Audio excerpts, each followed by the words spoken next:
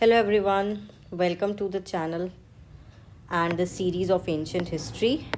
In today's video, we will be dealing with the Buddhism and its various parts.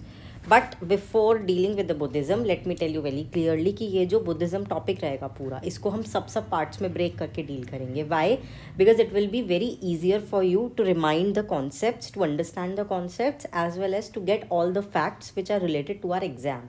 Right क्योंकि Buddhism अपने आप में इतना vast topic है जिसके अंडर पहले why Buddhism, what Buddhism, life of Buddha, the Gautam Buddha, फिर उसके बाद इसके फीचर्स, इसकी डॉक्ट्रीन्स, इसके कुछ लिटरेचर, थ्री प्रताकास जिसको हम जानते हैं, फिर इसमें इसका art and architecture of Jainism and Buddhism we will be dealing together and as well as it's PYQ. ये सब चीज़ें हम इनकी साथ में डील करेंगे सो दैट आप थोड़ा कंपैरिजन भी कर पाएँ और चीज़ों को अच्छे से रिमाइंड कर पाएँ. राइट, तो इस तरीके से हम डील करेंगे. और फिर लास्ट में इसका डिक्लाइन. बुद्धिज़्म अपने आप में एक बहुत ही ब्यूटीफुल कॉन्सेप्ट है. आइए देखते हैं. तो गौतम बुद्धा थे कौन? First of all he was a contemporary of Lord Mahavira. Jainism की अगर हम बात करते हैं तो जैनिज़्म में हम लॉर्ड महावीरा को पढ़ते हैं, ऐसे ही बुद्धिज़्म में हम बुद्ध को पढ़ते हैं, Siddharth. Right, he was contemporary of Mahavir, you can see. अब इनका जो असली नाम है वो क्या था? इनका नाम था Gautam Siddhartha. Right, and he was born to the king Shuddhodana and he was इस मतलब जब ये बॉर्न हुए थे तो स्टोरी ऐसा कहा जाता है कि इनके फादर जो थे, जो कि एक राजा थे, जो कि अगेन एक क्षत्रिय थे. बोथ महावीर एंड बुद्धा वर क्षत्रिय. ठीक है, महावीर कौन से क्लैन को बिलोंग करते थे कि आपको कमेंट सेक्शन में बताना है. And Buddha belong to the Shakyan clan. ठीक है, the Shakya. Again the republic clan. इससे ये भी पता चलता है जब आप हम पॉलिटी के आंसर्स लिखते हैं तो हम ये भी लिखते हैं कि हमारा जो पंचायत का कॉन्सेप्ट है या रिपब्लिक कॉन्सेप्ट है, इगैलिटेरियन सोसाइटी का जो कॉन्सेप्ट हमारे कॉन्स्टिट्यूशन में मिलता है वो अभी कोई न्यू कॉन्सेप्ट नहीं है, हमने कहीं फॉरेन से अडॉप्ट नहीं किया है. That goes back to our ancient India कि यहाँ पर हमें रिपब्लिक्स के कॉन्सेप्ट जो मिलते हैं, राइट, तो ये वहीं से मिलते हैं. तो ये शाक्य क्लैन को बिलोंग करते थे और इनकी जो वाइफ थी माया. ठीक है, सो बुद्धा जो थे उनके फादर एंड मदर का नाम क्या था? Shuddhodan king and mother is Maya. Right, तो जब ये बॉर्न हुए थे बुद्धा तो बहुत सारे ऋषि मुनि या कुछ ऐसे पंडित लोग आए थे. उन्होंने ऐसी घोषणा करी थी या भविष्यवाणी करी थी कि ये जो बुद्धा हैं ये कुछ टाइम बाद जाके जब ये बड़े होंगे घर छोड़ देंगे, वैराग्य हो जाएगा इनको and he would renounce the world. तो इनके फादर को ये चीज़ डर, he got but he did not wanted. उनके फादर चाहते थे कि बुद्धा एक अच्छे ग्रेट किंग बने, अपने फादर की तरह, अपने फादर से भी ज़्यादा प्रसिद्धि उनको प्राप्त हो and he would become a famous king. तो उन्होंने क्या किया, लाइक 29 की एज तक, ठीक है, एट द एज ऑफ 29 तक भी इनको कहीं बाहर ही नहीं जाने दिया था. इनको कोई मिजरीज ही नहीं देखने दी थी. लाइफ इनको सिर्फ लग्जरीज दिखाई थी. इनके फादर ने सारी चीज़ें जितनी भी मतलब ऐशो आराम सब कुछ जो भी मिजरीज होती है, डेथ, पेन, एनीथिंग, उसका इन्होंने उनके फादर ने इन पर साया भी नहीं पड़ने दिया था. क्योंकि जो प्रीस्ट थे उन्होंने ऐसा बोला था कि मे बी जब वो मतलब बड़ा होगा तो वो रिनाउंस कर देगा वर्ल्ड को. क्यों? क्योंकि उसको मिजरीज से प्रॉब्लम होगी. वो जब देखेगा कि संसार में बहुत दुख है तो उनका आंसर ढूंढने के लिए वो जाएगा. तो इसीलिए इनके फादर ने इनको हमेशा बचा के रखा और इनकी शादी भी ये बहुत जल्दी करा देते हैं. राइट, बट होता क्या है कि जब 29 की एज में गौतम बुद्ध एक बार अपने सारथी के साथ चैरिटियर चन्ना के साथ निकलते हैं और फिर वो वहाँ जब जाते हैं जर्नी में तो ऐसे 4 साइट्स उनको देखने को मिलते हैं, ऐसे 4 सीन उनको देखने को मिलते हैं जिसकी वजह से उनका मन इतना ज़्यादा दुखी हो जाता है, इतना ज़्यादा दुखी हो जाता है that he decided that I want to know the answers and I want to end the miseries of the life. कि ये क्यों होता है और इसका अंत क्या है और इसका रास्ता क्या है, इसका आंसर क्या है.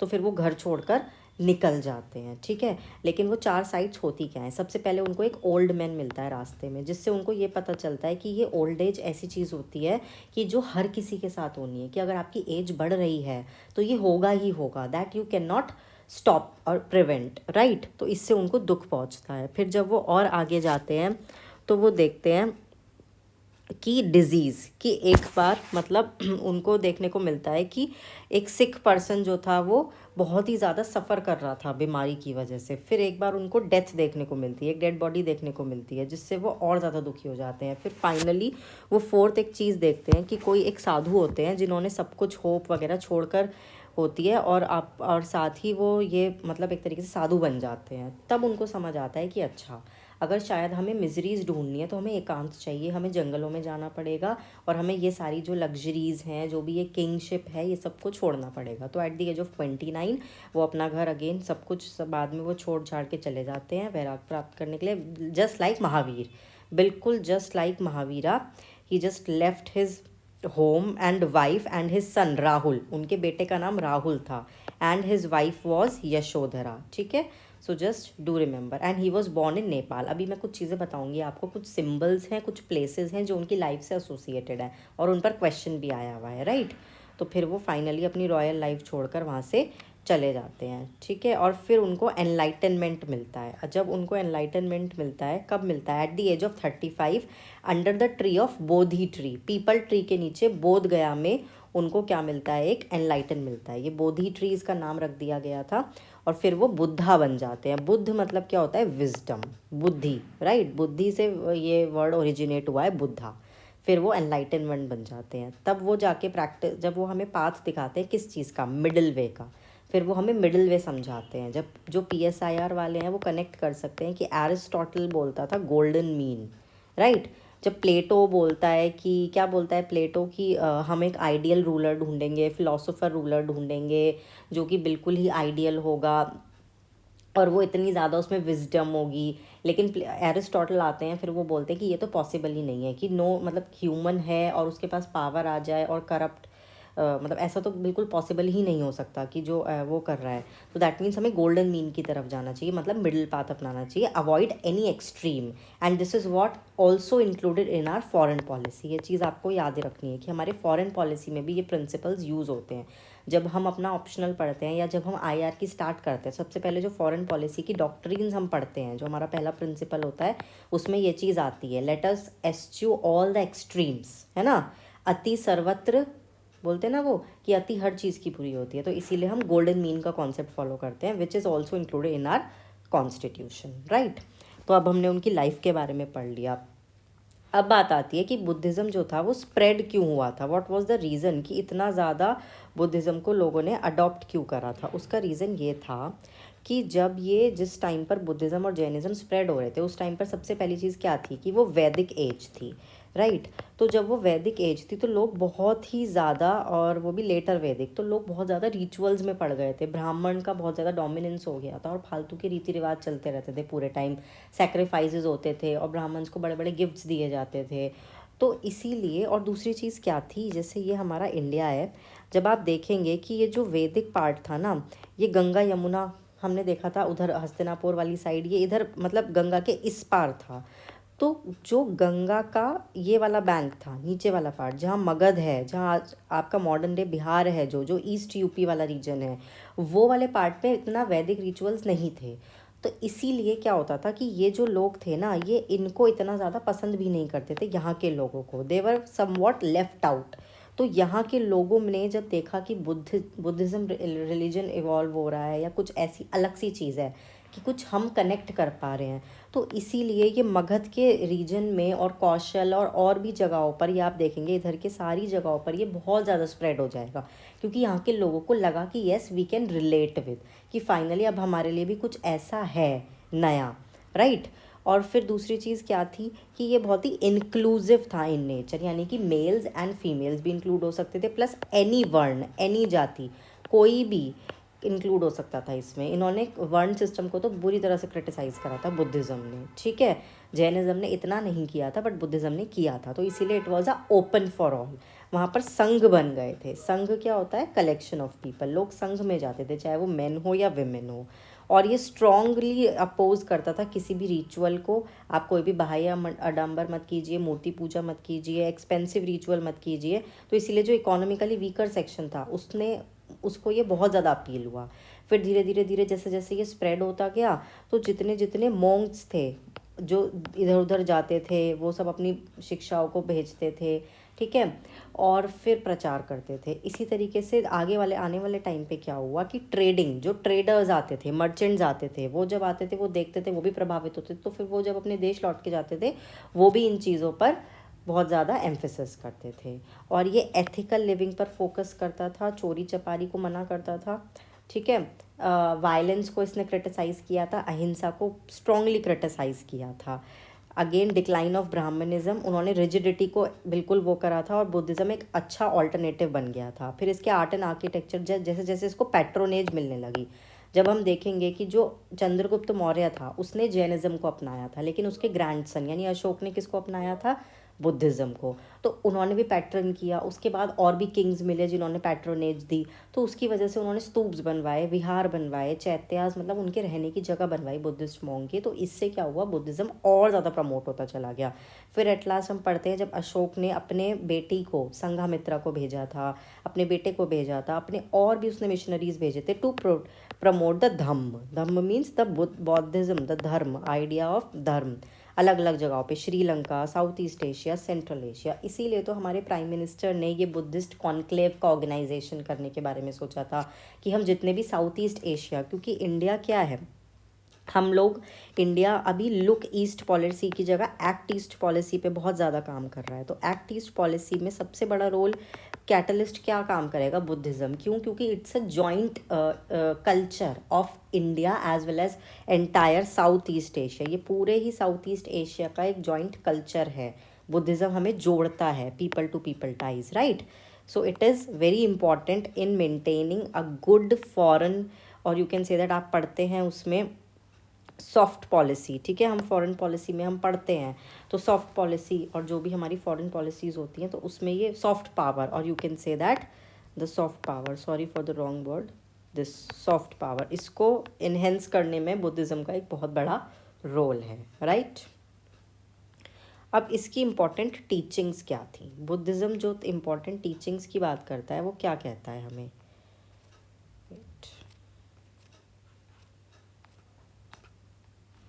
the teachings. तो just like Jainism there are also 3 ratnas in the Buddhism, right. And what are they, सबसे पहला है हमारा बुद्ध, खुद एनलाइटेंड। तो जो भी संन्यास लेगा या जो भी संघ में शामिल होगा, जिसको भी एनलाइटन होना है, उसके लिए उसको तपस्या करनी होगी, मेडिटेशन करना होगा, राइट। उसके बाद वो क्या बनेगा, पहले एनलाइटन बनेगा, बुद्ध बन जाएगा। फिर वो धम्मा की डॉक्ट्रीन को फॉलो करेगा और उसको उसका प्रचार करेगा, उसको प्रोपगेट करेगा। फिर आपका ये संघ है, क्योंकि वो संघ में शामिल होगा और यू कैन से दैट संघ बनेगा। अब जब बुद्धा इस चीज़ को स्प्रेड कर रहे थे और you can say that propagate कर रहे थे, तो वो जब भी जाते थे या किसी से भी मिलते थे, वो सिर्फ एक ही बात बोलते थे। जो बुद्धिज़्म का कॉन्सेप्ट है वो ये था कि to find the answer of the misery of the life. तो उसके लिए वो ये बोलते थे, उन्होंने सिंपली बोला था कि एंड द डिज़ायर, कि इंसान को, डिज़ायर को उन्होंने तन्हा से इक्वेट किया था, तन्हा, ठीक है। कि जब जब इंसान इच्छा जताएगा, तन्हा करेगा, डिज़ायर करेगा, अपनी इच्छाओं को रखेगा, अपनी इंद्रियों को नियंत्रण में नहीं रखेगा, then only he would be always irritated और he would be always miserable, वो हमेशा परेशान ही रहेगा। इसीलिए जैनिज़्म एंड बुद्धिज़्म में क्या डिफरेंस है कि जैनिज़्म ने फिर भी गॉड्स को रिकॉग्नाइज़ किया था, बट बुद्धिज़्म ने गॉड के बारे में, सोल के बारे में, आत्मा के बारे में कुछ बोला ही नहीं था, उनको फ़र्क ही नहीं पड़ता था। They just wanted to know the answer, like how to end the misery of the life. तो उसके लिए उन्होंने यही बोला कि आप सिर्फ ये चीज़ें फॉलो करो, राइट पाथ फॉलो करो, राइट कंडक्ट फॉलो करो, ठीक है। तो एक बार क्या होता है, बुद्धा के पास एक लेडी आती है, वो बोलती है कि उसके बेटे की डेथ हो जाती है, तो वो परेशान होती है, तो वो बुद्धा के पास आती है, वो बोलती है, तो बुद्धा उनको बोलते हैं अच्छा ठीक है, मैं एक काम करता हूँ, तुम एक बोल लो और जाके गेहूँ लेकर आओ, लेकिन ऐसे घर से लेकर आना जहाँ पे कभी किसी की डेथ ना हुई हो। तो वो लेडी जाती है, सुबह से लेकर शाम तक हर घर में जाती है, लेकिन हर घर में से किसी ना किसी को, किसी ना किसी ने खोया होता है अपने किसी एक लव्ड वन को। तो वो जब आती है बुद्धा के पास, तो वो बोलती है कि ये तो हो ही नहीं सकता, ये तो पॉसिबल ही नहीं है। तब बुद्धा उनको समझाते हैं, फिर इस लेडी को समझ आता है that she is not the only one in her life, कि जिसके पास पेन है, राइट। तो बुद्धा यही कहते हैं कि डिज़ायर्स को आप मार दो, ठीक है, मेडिटेट करो, ये उनका पाथ था, राइट। उन्होंने गॉड या ऐसा कोई कॉन्सेप्ट नहीं दिया था। अब वो और क्या कहते हैं, वो बोलते हैं कि एक तो अष्टांगिक मार्ग, आप इसको फॉलो करो, 8 फोल्ड पाथ, सही एक्ट करो, सही तरीके से अपना जीवन व्यतीत करो, चोरी चकारी मत करो। Just same similar with the Jainism कि आप चोरी मत कीजिए, आप अननेसेसरी पजेस मत कीजिए, आप झूठ मत बोलिए, आप अहिंसा को फॉलो कीजिए, ठीक है, राइट एफर्ट कीजिए। देखिए ये सब चीज़ें हमारी एक्चुअल में लाइफ में इम्प्लाई होते हैं, राइट। अगर हम सही जगह एक्ट करेंगे, सही डायरेक्शन में हम एक्ट करेंगे, सही डायरेक्शन में हम अपनी पढ़ाई करेंगे, सही तरीके से हम चीज़ों को बोलेंगे, तो इंटरव्यू भी अच्छा होगा, प्लस हमारे एक्शंस से लोग हमसे प्रभावित होंगे, राइट। राइट एफर्ट्स करेंगे, राइट माइंडफुलनेस रखेंगे, अननेसेसरी चिड़चिड़ाएंगे नहीं कि यार ये भी रह रहा है, वो भी रह रहा है, अभी ये नहीं हुआ, अभी वो नहीं हुआ। तो इन सब चीज़ों में ना पढ़कर हम कॉन्सेंट्रेशन को बनाए रखेंगे with the right thought and the right understanding, definitely we would become somewhat enlighten, right. अब और क्या कहते हैं वो, ये कहते हैं कि the world is full of sorrows. ये उन्होंने 4 नोबल ट्रुथ को डिस्क्राइब करा है कि ये जो वर्ल्ड है ये सॉरो से फिल है, बिल्कुल सही बात है। लेकिन सॉरो का कॉज क्या है? डिज़ायर, जो मैंने अभी आपको बताया, जिसको क्या बोलते हैं, तन्हा, right. The sorrow can be removed by conquering desires. Again, same with the Jainism. This can be done, बस this बताऊंगी भी, this can be done by following the eightfold path, and these are your eightfold path, right? अभी जो समझाया सब वही summarised है। बस फ़र्क क्या था जैनिज़्म एंड बुद्धिज़्म में, वो ये फ़र्क था कि जैनिज़्म में क्या था, पीनेंस बहुत ज़्यादा थी, मतलब जो पेन वो देते हैं ना अपने आप को, वो बुद्धिज़्म के मुकाबले बहुत ज़्यादा होता है। महाव्रत और भी बहुत सारी चीज़ें होती कि उन्होंने तो कपड़े ही त्याग दिए, लेकिन बुद्धिज़्म में इतना पीनेंस नहीं होता, राइट। और उसमें विमेन भी एंटर हो गई थी। अब ये सब चीज़ें चलती रहीं, अच्छी अच्छी चीज़ें हुई, और बट एक टाइम आ गया कि जो बुद्धिज़्म था वो डिक्लाइन की तरफ जाने लगा इंडिया में। I am talking about in India, not the whole world. देखो अशोक ने इंडिया से श्रीलंका, साउथ ईस्ट एशिया में तो बुद्धिज़्म का प्रचार बहुत अच्छे से कर दिया, बुद्धिज़्म फैल गया, but in India it started declining. Why? Because of the persecution by the rulers. कुछ रूलर्स ऐसे आए जो ब्राह्मण किंग थे या कुछ भी ऐसा था, शेवाइट थे, उनको नहीं अच्छा लगा। कुछ टर्की से ऐसे बहुत सारे इन्वेजन्स हुए जिन्होंने कितनी बार जो बोधि ट्री है उसको कई बार डैमेज किया गया है, देयर आर मेनी इंस्टांसेस। तो इन सब चीज़ों की वजह से भी एक कहीं ना कहीं डिक्लाइन देखा गया, लोगों में डर होने लगा। जैसे ये पुष्यमित्र शुंगा बोलते हैं कि एक ब्राह्मण किंग था, उसने बुद्धिस्ट मॉन्क का परसिक्यूशन किया था उनको। ब्राह्मण किंग और एक मिहिर कुल करके एक हुन किंग था, उसने भी, शेवाइट किंग ने किया था। और फिर ये देखिए टर्किश इन्वेजन थे आपके, उन्होंने मोनास्ट्रीज़ को लूट पाट करी थी, डैमेज किया था। तो इस वजह से इनका इंस्टीट्यूशनल बेस वीक हो गया। और दूसरी चीज़ होने क्या लगी थी कि जब बुद्धिज़्म था वो भी जब बाद में हर चीज़ में देखिए रिवाइवल होता है, या तो रिवाइवल होता है या फिर वो करप्ट होती चली जाती है। तो बुद्धिज़्म में कुछ ऐसी प्रैक्टिसेस होने लगी कि मतलब जो मोनास्ट्रीज़ थी वो खुद ही एक सेंटर ऑफ करप्शन बन गए थे, कि जैसे विमेन एंटर होती थी तो ऐसा होने लगा था कि इतना ज़्यादा, एक तो बहुत ज़्यादा पैट्रोनेज इनको मिलने लगी थी बुद्धिज़्म को। तो जब पैट्रोनेज मिलने लगती है तो जो मॉन्क्स थे वो कहीं ना कहीं डिज़ायरफुल होने लगे थे, और वो विमेन भी उनके साथ रहती थी, तो it was considered as a impure. और बहुत सारी ऐसी चीज़ें होने लगी थी जो ठीक नहीं थी। इनफैक्ट ऐसा बोला जाता है कि बुद्ध ने एक बार कहा था कि जो बुद्धिज़्म में है वो और कई साल तक ज़िंदा रह सकता था अगर विमेन इसमें एंटर ना होती, ऐसा उन्होंने बोला था, ठीक है। ये आपकी एनसीईआरटी में लिखा है, राइट। तो और दूसरी चीज़, उनकी लाइफ बहुत ही इजी होने लगी थी। जो बोलते हैं कि सिंपल लाइफ, जो जिस बुद्धिज़्म जो ओरिजिनल कॉन्सेप्ट से ये मर्ज हुआ था ना, वो ही ख़त्म होने लगा था इसका, वो ही सबस्यूम हो गया था इन सब चीज़ों की वजह से, राइट। और साथ ही अगेन फिर हिंदुइज्म ने अपना रिवाइवल करना स्टार्ट करा था भक्ति मूवमेंट के थ्रू। जैसे कि उपनिषद आए थे, जब हमने देखा था कि दो हेट्रोडॉक्स सेट आते हैं, और फिर उसके बाद हिंदुइज्म को लगता है कि भैया आप तो अपना मामला सही नहीं जम रहा, तो अब हम ये रिवाइवल करेंगे। फिर इसीलिए उपनिषद का कॉन्सेप्ट आता है जिसमें कुछ चीज़ों को थोड़ा वेरीफाई करके या थोड़ा ठीक करके लिखा जाता है। जितना बुरा बुरा लिखा गया था कुछ वर्ण के लिए, उनको थोड़ा ठीक किया जाता है। और दूसरी चीज़ ये थी, देखो जब ये जैनिज़्म एंड बुद्धिज़्म की एक ख़ास बात ये थी कि इन्होंने लोगों को अपील क्यों किया था, कॉमन मैन को, क्योंकि ब्राह्मणिज़्म का जो कॉन्सेप्ट था वो बेसिकली संस्कृत पर बेस्ड था, कि संस्कृताइजेशन जो चीज़ थी कि ब्राह्मण ही पढ़ सकते हैं शुद्ध हिंदी, वो उस टाइम पर संस्कृत नहीं जानता था हर कोई। जैनिज़्म एंड बुद्धिज़्म की खास बात ये थी कि इन्होंने कॉमन लोगों की कॉमन लैंग्वेज में अपना स्प्रेड करना स्टार्ट करा। ये जो इन्होंने रिलीजन को अपना इवॉल्व करा था, ये कॉमन लोगों की कॉमन लैंग्वेज थी। जैसे जैनिज़्म ने किस में दिया था अपना, वो प्राकृत में, ठीक है, ये बात आपको याद रखनी है। इनका प्राकृत था और बुद्धिज़्म का क्या था, पाली लैंग्वेज। तो ये जो कॉमन लैंग्वेजेस हैं आपकी, इन दोनों लैंग्वेजेस ने कॉमन लोगों को अपील करा। That is why people could relate with the teachings and the doctrines of both the religion. So this was all about the teachings and the life of Buddha as well as the decline. Next videos में हम देखेंगे अलग अलग इनकी types. अभी तो बहुत कुछ है बुद्धिज़्म में, अभी इसके टाइप हैं 3 तरह के, फिर इनकी काउंसिल्स हैं, फिर आर्ट एंड आर्किटेक्चर है। तो stay tuned for your preparation. Thank you so much.